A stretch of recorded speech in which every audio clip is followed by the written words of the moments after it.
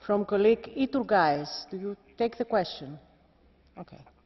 Señora presidenta, lo primero condenando y rechazando esos actos que comentaba el señor Tremosa. Pero, señor Tremosa, ¿no cree usted que los extremos se tocan, vengan de donde vengan? Lo digo porque la radiografía que usted ha hecho hay que completarla. Y lo que ha ocurrido en nuestro país estas mismas semanas es que hay una bomba de la extrema izquierda en la Basílica del Pilar en Zaragoza, una bomba de la extrema izquierda en un ayuntamiento de la Comunidad Autónoma de Galicia, quemas de banderas españolas y retratos de Su Majestad el Rey Juan Carlos por parte de la extrema izquierda y nacionalistas radicales en su comunidad en Cataluña, y algo que conozco bien, insultos, amenazas y asaltos contra miembros del Partido Popular y sus sedes en el País Vasco por parte de los acólitos de los terroristas de ETA, es decir, de la extrema izquierda. Me gustaría también que la Comunidad Autónoma de Cataluña pudieran detener a esas personas que hicieron esas cosas y que, como usted sabe, fueron detenidos en Madrid y no en Cataluña.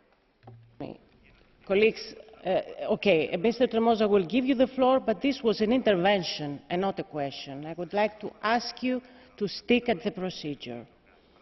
Colleague Tremosa.